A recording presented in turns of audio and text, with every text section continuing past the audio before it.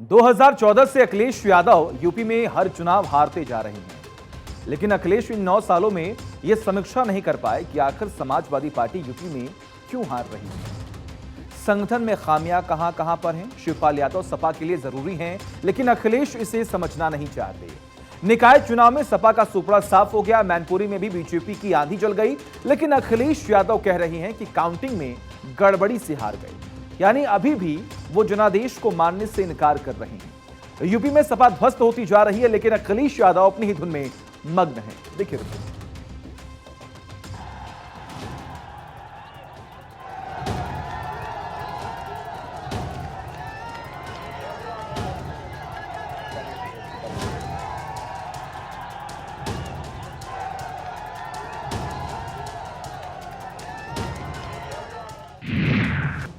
हार पर हार कैसे होगा बेड़ा पार। कमजोर हो रहा संगठन कैसे लड़ेंगे जंग। अखिलेश की रणनीति फेल, सामने 2024 का घमासान। चाचा को किया इग्नोर, नाकाम रहा हर प्लान।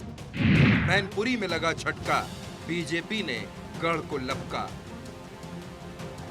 अखिलेश यादव यूपी में लगातार चुनाव हार रहे हैं। 2014, 2017, 2019, 2022 यूपी के पंचायत चुनाव और अब यूपी के निकाय चुनाव। अखिलेश को लगातार हार पर हार मिल रही है। प्रत्याशी चयन से लेकर संगठन तक हर जगह हर मोर्चे पर अखिलेश की रणनीति फेल हो रही है। अखिलेश के साथ चल रहे राजभर ने उनसे किनारा कर लिया। इमरान मसूद नाराज होकर बसपा में चले गए। आजम खान का सियासी किला ढह गया। लेकिन अखिलेश यादव अब तक उन कारणों की समीक्षा नहीं कर पाए कि आखिर बार बार हार क्यों मिल रही है। अगर निकाय चुनाव को ही देखें तो योगी एक तरफ ताबड़तोड़ रैलियां कर रहे थे, तो अखिलेश यादव ट्वीट पॉलिटिक्स कर रहे थे। जिस मुस्लिम यादव समीकरण पर अखिलेश को सबसे ज्यादा भरोसा था, उसने बीते 9 सालों में उनका साथ नहीं दिया। तो कभी उनके साथ रही मायावती ने निकाय चुनाव में अखिलेश को सबसे बड़ा डेंट दिया। उत्तर प्रदेश की राजनीति में समाजवादी पार्टी ने मुस्लिम यादव फॉर्मूले के साथ कई बार सरकार बनाई, लेकिन साल 2014 के बाद से सपा सभी बड़े चुनाव हार रही है।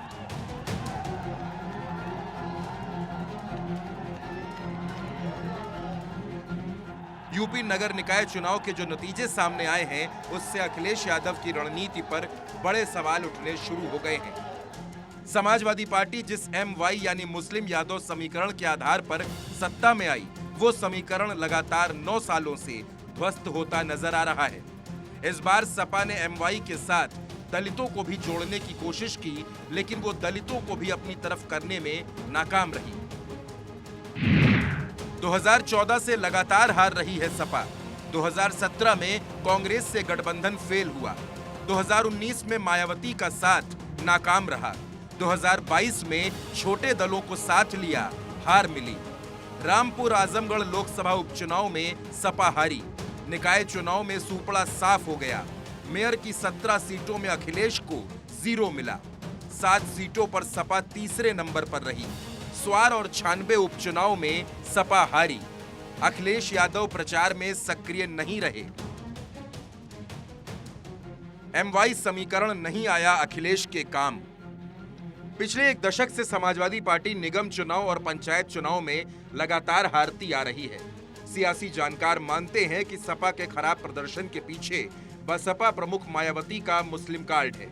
उन्होंने 17 मेयर सीटों पर 11 मुस्लिम चेहरे उतारकर सपा के वोट में सीधी सेंधमारी कर दी। बसपा की वजह से सपा 7 सीटों पर तीसरे नंबर पर और 9 सीटों पर दूसरे नंबर पर रही। राजनीतिक जानकार ये भी कहते हैं कि अतीक अहमद और अशरफ के एनकाउंटर के बाद मुस्लिम जहां एक तरफ सपा से नाराज दिखाई दिया, तो उसने विकल्प के तौर पर भाजपा को टक्कर देने के लिए बसपा को मजबूत माना। 199 नगरपालिका में सपा के हिस्से में सिर्फ 43 सीटें आईं, तो 545 नगर पंचायत में सपा सिर्फ 92 सीटों पर ही जीत सकी। चुनाव के नतीजों की समीक्षा करने के बजाय अखिलेश यादव कह रहे हैं कि चुनाव में बेईमानी हुई, तो केशव प्रसाद मौर्य का कहना है कि समाजवादी पार्टी समाप्त हो चुकी है। और जो निकाय चुनाव में थे, अधिकारियों ने अगर बेईमानी न की होती और जिस तरीके से जगह जगह से सूचनाएं मिल रही हैं, अधिकारी खुलेआम हस्तक्षेप कर रहे थे। वोटर लिस्ट से लेकर के सरकारी कर्मचारियों का व्यवहार और सरकार का दबाव ये बता रहा है कि आने वाले समय में भारतीय जनता पार्टी न केवल जहां कर्नाटक से साफ हुई है, उत्तर प्रदेश या अन्य राज्यों से भी भारतीय जनता पार्टी का सफाया होगा। खुशी है कि समाजवादी पार्टी की सारी साजिश को नगर निकाय चुनाव को होने से रोकने के लिए, नगर निकाय चुनाव में पिछड़ों को आरक्षण देने में बाधा डालने के लिए और फिर नगर निकाय चुनाव सही तरीके से संपन्न ना हो पाए, इस प्रकार की सब कोशिश किया, लेकिन कमल खिल गया। सपा का सूर्य अस्त हो गया, सपा की साइकिल पंचर हो गई, बसपा का भी उत्तर प्रदेश में कहीं अता पता नहीं है और कांग्रेस को कोई पूछने वाला नहीं। बात सिर्फ यहीं तक नहीं है। अखिलेश यादव अपने गढ़ मैनपुरी में बुरी तरह हार गए। सपा के गढ़ मैनपुरी में बीजेपी ने चौंका दिया। नगरपालिका की सीट पर बीजेपी की संगीता गुप्ता ने जीत हासिल की। इसके साथ ही बीजेपी ने नगर पंचायत कोरावली और कुसमरा में बड़ी जीत हासिल की। दोनों ही नगर पंचायत सपा के लिए बेहद खास थी। सपा के गढ़ माने जाने वाले मैनपुरी में दूसरे नगर पंचायत में भी बीजेपी ने कब्जा जमाया। सपा के खाते में केवल 2 नगर पंचायत की सीटें आईं। लेकिन अगर बात करें इटावा की, तो यहाँ शिवपाल यादव की रणनीति कारगर रही। यहाँ की तीनों नगरपालिका सीट पर सपा का कब्जा हो गया। दरअसल यहाँ शिवपाल यादव ने पूरी ताकत लगा दी थी। बात अगर अखिलेश यादव की करें, निकाय चुनाव में एक्टिव नहीं दिखे, महज 9 जिलों में प्रचार किया। 1 मई से प्रचार में उतरे अखिलेश योगी के मुकाबले प्रचार में बहुत पीछे। शिवपाल यादव का साथ नहीं लिया। टिकट को लेकर उठे कई सवाल। ट्वीट करके ही सियासत करते रहे अखिलेश। निकाय चुनाव को सीरियसली नहीं लिया। अखिलेश यादव के सामने 2024 की भी चुनौती है।